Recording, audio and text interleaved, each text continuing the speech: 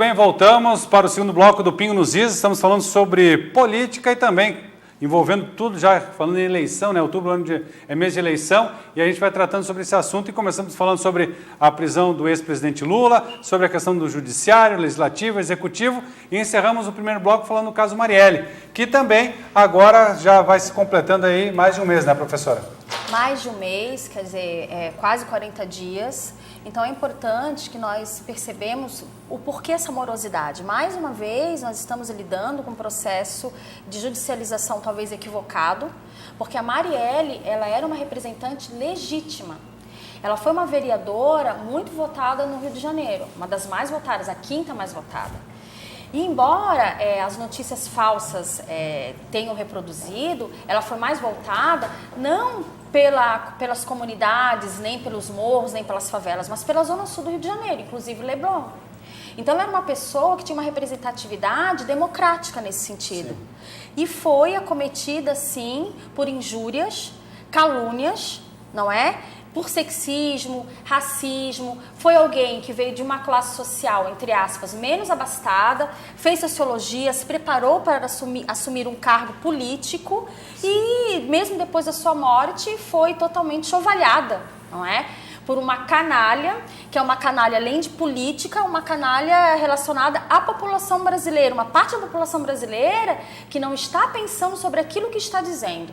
Quer dizer, se nós não pensamos sobre aquilo que nós estamos defendendo, provavelmente nós não vamos pensar na hora de votar. E isso é complicado, porque se nós estamos aí, então, dizendo nós temos que prender, nós temos que lutar contra a corrupção, sejamos coerentes. Não dá nesse momento para nós agirmos com fundamentalismos, com preconceito e com um certo discurso, que é um discurso que acaba sucumbindo a uma lógica pobre, a uma lógica que não leva em consideração a complexidade dos fenômenos sociais, políticos e econômicos. E o que nós estamos falando de debate pobre, né, professor? Nessa questão política, esse debate pobre, de palavras, de ações, de ideias pobres. Sim, virou um jogo de futebol, né?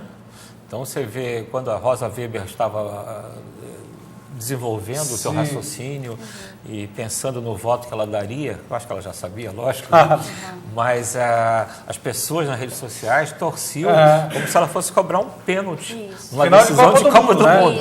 Quer dizer, então você resume, né, você reduz o debate político a uma torcida, a duas torcidas organizadas.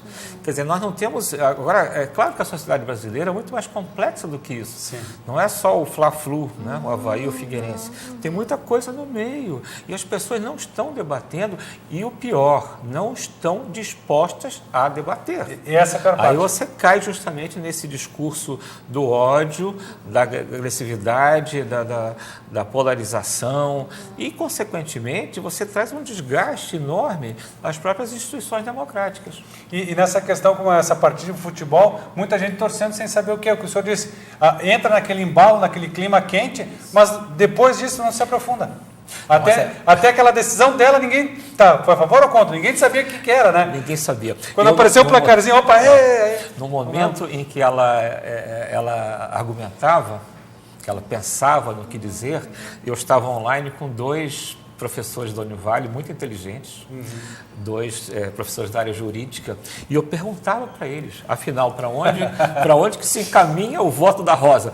Eles estavam confusos. Eram os comentaristas da partida, né? Porque o formalismo jurídico é uma coisa muito, muito arcaica. A sociedade não entende o que eles dizem. E você, para dar um voto, você fica 2 horas falando sem que ninguém entenda. Quer dizer, é preciso que nós não só possamos pensar uma renovação da política, mas também das próprias instituições. É ridículo, para não dizer patético, aquelas 11 pessoas, né, com aquela capa preta, aquela coisa que falando sobre palavras em latim. A sociedade não entende aquilo. Por que não resumir? Tem um sumário do voto, né? E 10 minutos você diz, olha, eu sou contra a prisão do Lula, ou sou a favor da prisão do Lula, e pronto. Mas não. E a questão... A vaidade humana, né? Também, eu sou muito vaidoso. Entrando nessa parte da vaidade, será que essas transmissões dessas sessões pela televisão, a TV Justiça, e depois... Claro, 10, 12 horas de transmissão. Isso também não é querer aparecer, como foi a questão do impeachment da Dilma e tudo mais, aquelas... Sim, um palco. Isso. Um palco à vaidade. Tinha pessoas que ficaram lá 8 horas só ouvindo o pessoal gritando no ouvido e rindo para a 10 câmera, porque horas. estava na câmera, né? Horrível aquilo. É importante nós atentarmos Cansativo. que isso é uma questão também bastante contemporânea, né? Vamos pensar. Hoje, nós temos um processo exacerbado de judicialização, né? Ele nos atravessa, tanto no âmbito público como no âmbito privado. Em função da crise do Em função da parlamento crise, brasileiro. com certeza. E isso é complicado porque, junto com essa judicialização, nós temos aí todo um discurso que é um discurso calcado no juridiquês, Sim. que vocês estão falando. E esse juridiquês, a maioria da população brasileira, como falou o professor nada. Flávio, como você bem falou, não entende. Não entende. Então, esse juridiquês, ao invés de trazer as pessoas para perto daquilo que nós poderíamos Afasta mais entender ainda. de justiça, afasta. É toda a estrutura, né? Complica. Desde a arquitetura até mesmo os rituais. Eles são rituais que deixam as pessoas ordinárias, as pessoas comuns, de fora, certo? São supremos, Só- né? São supremos, como se fossem deuses. E não são deuses, é Mas isso os que nós próprios temos que parlamentares entender. também, né? É. Eles se tratam de Vossa Excelência, como se nós estivéssemos vivendo na monarquia. Como eu digo, pode xingar ao máximo, terminou a palavra com Vossa Excelência, está tudo certo, né? E isso complica Isso eu acesso, concordo com Ilustre, né? Vossa Excelência, até o tratamento Sim. é antigo, né? É monarquia mesmo, é como Sim, se nós sim. estivéssemos na monarquia, não existe república, não existe democracia, e isso o Abrantes também está falando hoje. Claro. E eu concordo com ele. Então, de que maneira que nós podemos reverter isso, né? Essa é a grande pergunta. E tem o foro privilegiado. Isso, Nós temos no isso. Brasil 24 mil pessoas com foro privilegiado. Isso é um outro absurdo que você tem que ser discutido. Impossível, porque são pessoas o quê? Diferentes da gente. Isso é um... E a grande maioria é colocada por nós eleitores lá. Claro, com certeza. Porque elege uma pessoa que passa a ser um secretário, um ministro ou Isso, presidente, isso, e aí já puxa outro que não votou, mas está junto nessa questão do voto. Acho que é um momento de se repensar também essa questão do voto, da própria Constituição. Olha só, mas olha o absurdo. Nós estamos bem perto das eleições, nós nem sabemos ainda quem serão os candidatos, isso não está claro. Daí você pede para a população, vamos estudar a vida desses candidatos, vamos debater. Nós teremos um tempo muito pequeno para debater. Uma coisa tão Muito importante, pequeno, né? é uma questão importante. Mas eu acho que o fato do Lula ser ou não preso atrasou muito o debate em torno das eleições neste ano, né? Havia uma indefinição muito grande, como existe ainda. Até hoje. O quadro está muito Mas nebuloso hoje ainda está né? nebuloso. Hoje ainda... está. O próprio PT não tinha um plano B. a Será questão- o Haddad? Quem sabe? não Ninguém sabemos. sabe. E a questão, o Lula é ou não é candidato? Porque a parte do PT diz que ele é candidato. Aí o pessoal da oposição diz, não pode porque ele é ficha suja. Provavelmente Faz parte da retórica faz parte da petista. retórica Mas do show. o público lá, ele fica preocupado. Eu posso votar ou não posso votar no Lula? Não. É a questão do Até que tá... porque ele estava em primeiro lugar nas pesquisas. É muito importante nós também atentarmos para isso.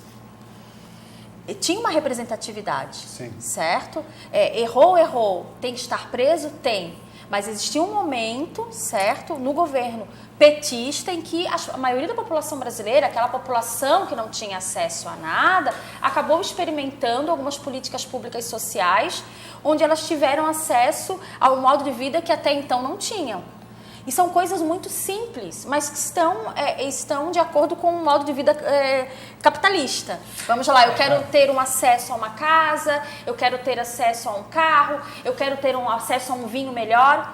Coisa que uma parte da população brasileira já tinha, mas grande parte não tinha. Então, muitas pessoas relembram desse tempo. Por isso, uma representatividade. Só que nós temos que estudar esse governo como um todo, toda a sua história. Não é? Sim. Início, meio e fim, entre aspas. Mas o Lula vê muito mal a esquerda brasileira, Michelini. Concordo com você plenamente, Flávio. Só que nós não podemos também jogar tudo no lixo. Por que tem uma parte da população brasileira que ainda clama por Lula? Nós também temos que entender isso como antropólogos, sociólogos, nós temos que contextualizar isso. Porque realmente existia um momento deste governo em que as pessoas se sentiam mais seguras.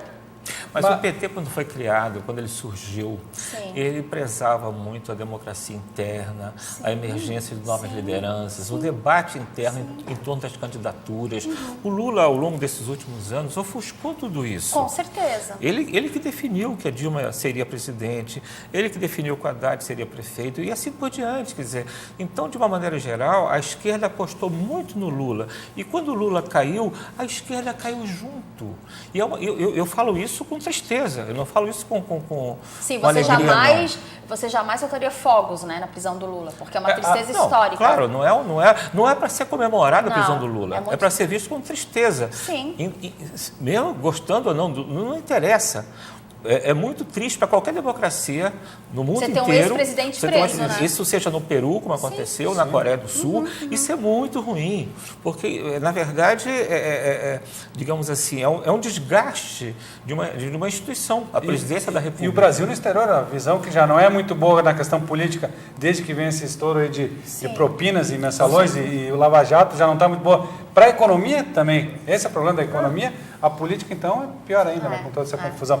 E aí não entra, como o senhor falou, a questão da monarquia, não no modo sistema de governo, mas uma monarquia porque era o rei que mandava em todo o resto. O rei foi destituído, se cortou a cabeça. Mas quando você cria o foro privilegiado, você ao mesmo tempo está institucionalizando o quê? A diferença entre cidadãos. A casta? Né? Nós precisamos ter uma perspectiva republicana. Ou seja, né, nesse aspecto, o Lula, como qualquer outro, todos nós somos iguais perante, ou deveríamos ser. Né? Então, nós temos um desgaste muito grande da instituição parlamento, da instituição judiciário, da instituição do executivo. Com certeza. Então, nós não sabemos. A semana passada, o Temer trocou de ministros várias vezes, isso é um absurdo. O que acontece? É um absurdo, por exemplo, então, eu concordo plenamente. Né? Você não consegue jogar xadrez só com o rei. Né? Bom, então, é importante a gente pensar que existem tantos outros que estão contribuindo com todo esse processo de corrupção.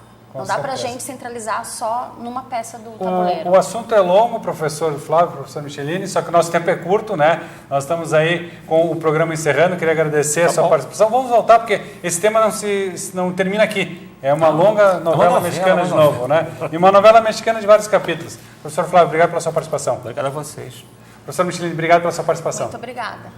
E nós voltamos no próximo final de semana com mais um programa Pingo nos Is, trazendo essa realidade, essa questão aí, buscando esclarecer lá desde nível nacional, estadual e municipal, a política, a economia e os assuntos aí do nosso dia a dia. A gente volta no próximo final de semana. Um abraço a todos. Tchau.